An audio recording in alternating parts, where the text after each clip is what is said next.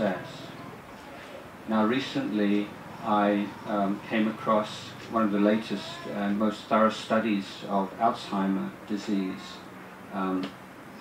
which actually was commissioned by the Catholic Church in Europe.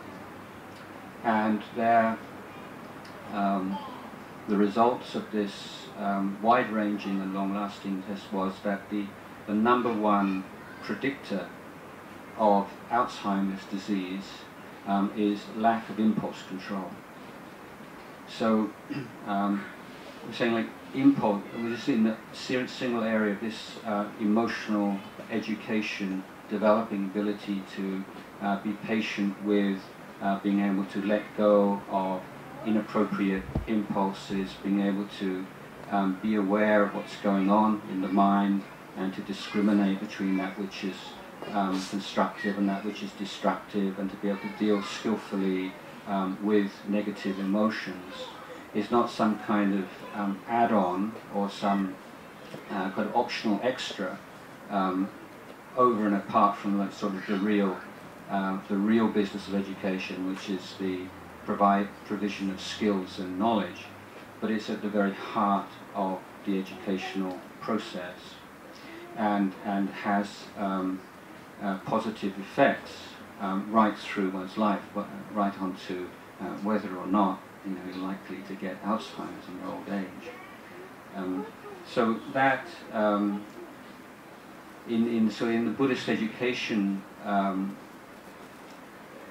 movement, what we're trying to do is to create a much more balanced approach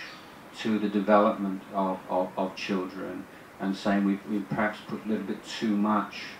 emphasis on the IQ side of things, and whereas it's certainly not denigrating that or saying it's not important and the hard work of learning, studying, but saying that it has to be developed in context, and that kind of holistic approach. Again, there are many different kinds of holistic approaches, but as Buddhists, we consider that the holistic approach taught by the Buddha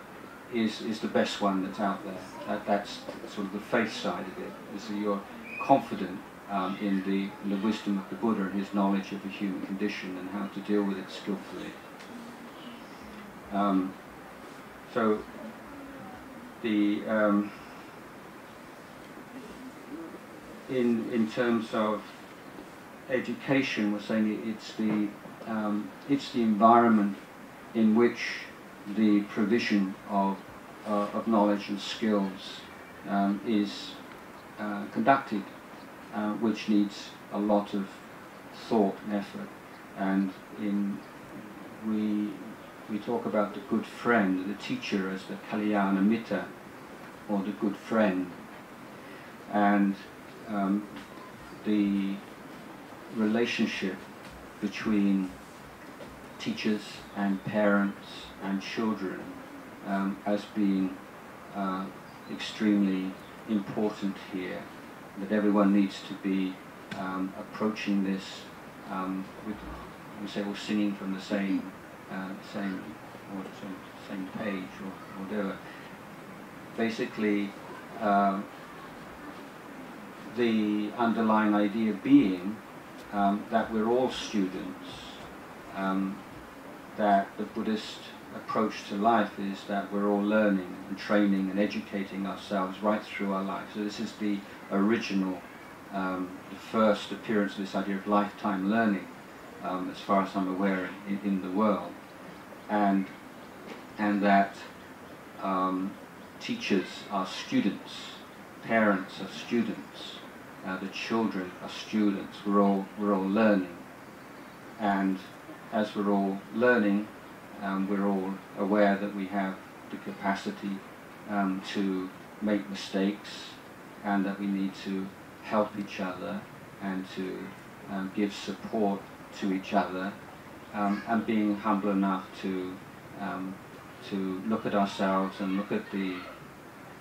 ways in which we haven't been successful, and making changes in our lives. So having a child in a Buddhist approach school is also a major commitment from parents as well, to embark upon this kind of education in one's own way and on one's own level, and the degree to which the parents are committed to this, will have a major influence on the children's adoption and of the method and the